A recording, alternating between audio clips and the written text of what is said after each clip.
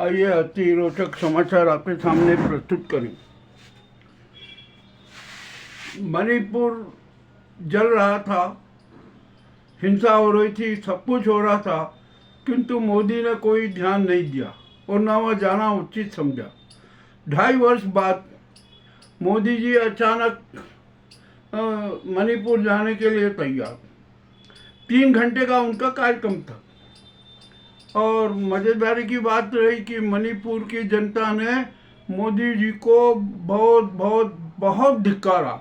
इतना धिक्कारा कि हद से ज़्यादा मेरा ख्याल है कि विश्व में और देश में किसी भी प्रधानमंत्री की इतनी बेइज्जती नहीं हुई होगी जितनी बेइज्जती मणिपुर में मोदी की हुई।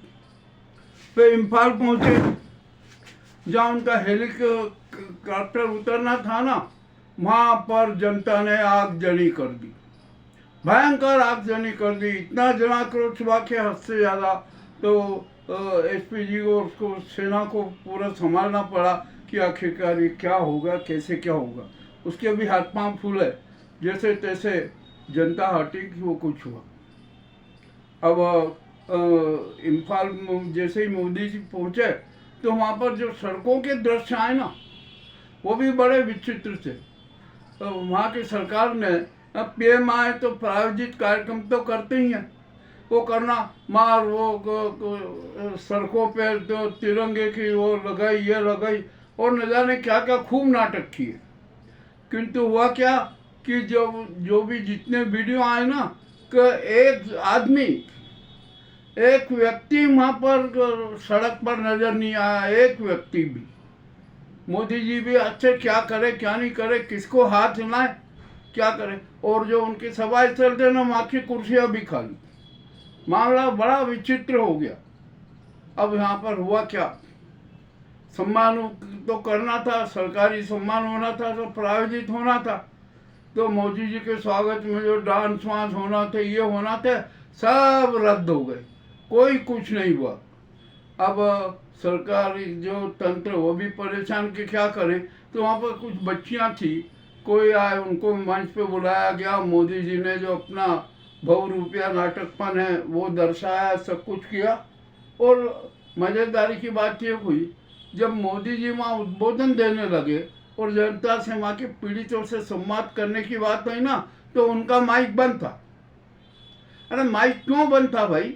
आप जब कुछ बोल रहे हो, आपने जनता के दुख दर्द सुनने, और आपका क्या जवाब है, आपकी क्या प्रतिक्रिया थी, आप किस प्रकार का मलहम लगाना चाहते थे, वो तो जनता को सुनना था ना। किंतु आपका माइक बंद था। अब आपने क्या बोला, क्या किया, किसी को कुछ पता नहीं।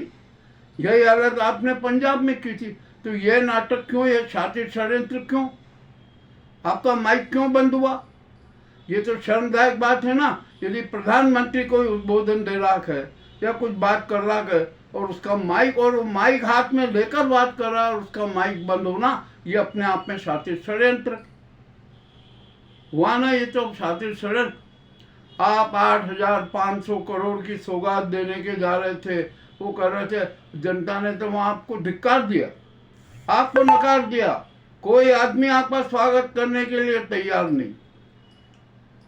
इतनी बेइज्जती तो किसी भी प्रधानमंत्री की नहीं हुई होगी। मामला बहुत ही गंभीर है।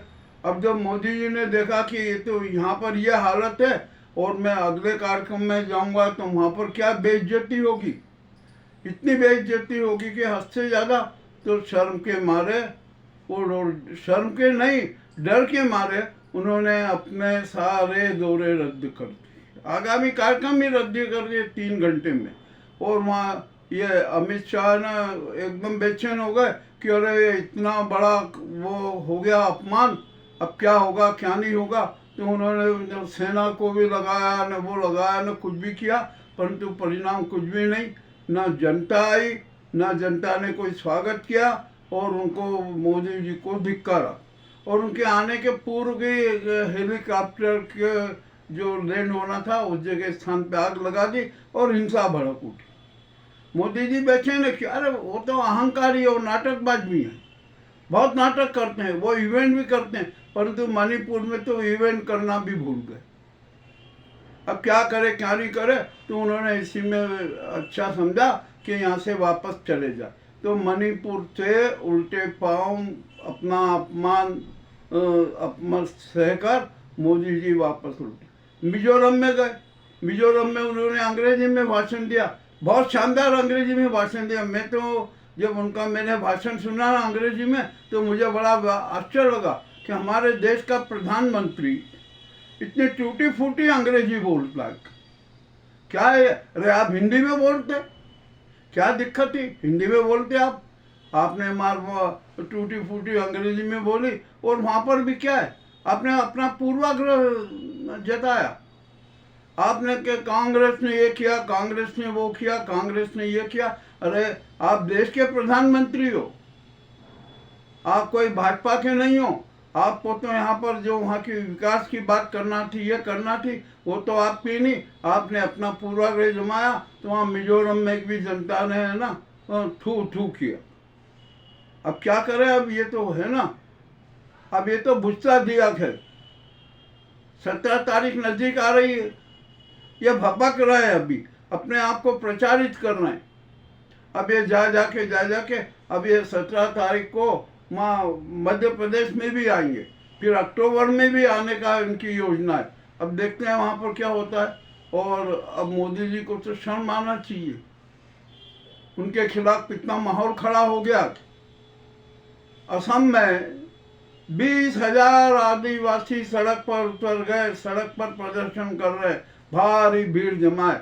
किंतु हम आदिवासियों को धन्यवाद और बधाई देते हैं कि उन्होंने इस नाजी सरकार के खिलाफ, अहंकारी सरकार के खिलाफ शांतिपूर्ण प्रदर्शन किया, जबकि नेपाल में कितनी बड़ी हिंसा। वह बंगाल में भी इनके खिलाफ प्रदर्शन हो रहा है, बिहार में तो देखा ही कि कितना प्रदर्शन, अब तो यूपी में भी प्रदर्शन हो रहा है।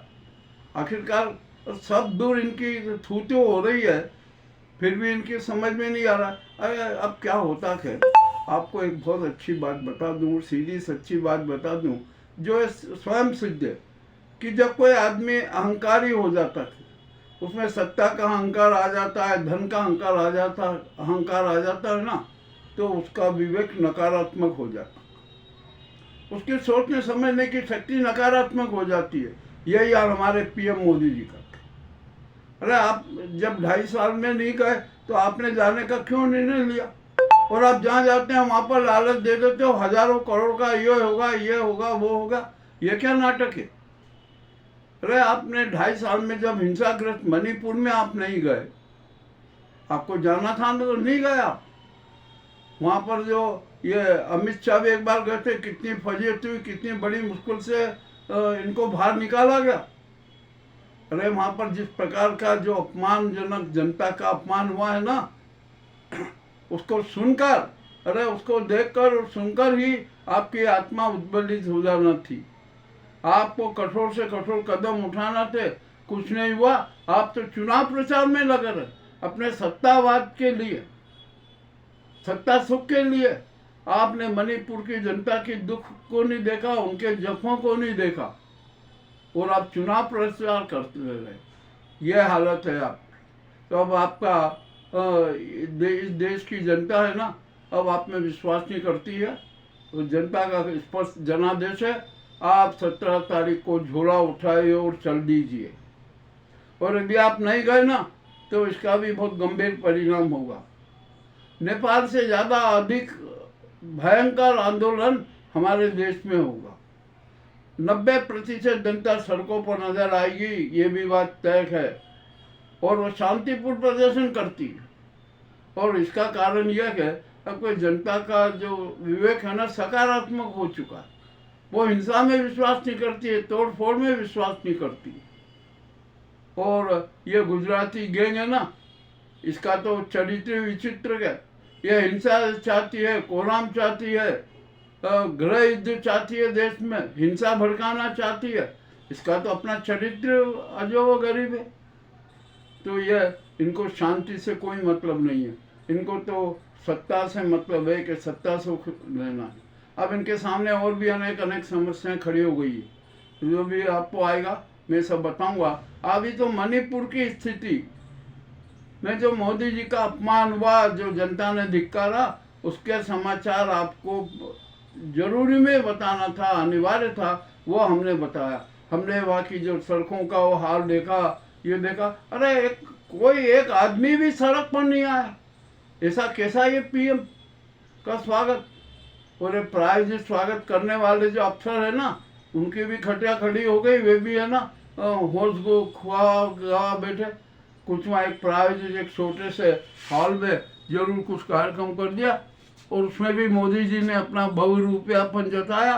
कुछ भी हुआ को मोदी जी का मणिपुर में घोर अपमान हुआ, और उन्होंने सब अपमान भी सह लिया और वापस लौट आए। और अब वो तो अहंकारी है, अहंकार जताएंगे। मोदी गोदी मीडिया कहेंगे अरे मोदी जी ने ये करा वो करा, उनका भव्य स्वागत हुआ। मणिपुर में भीड़ जनता उमड़ पड़ी उनको देखने के लिए।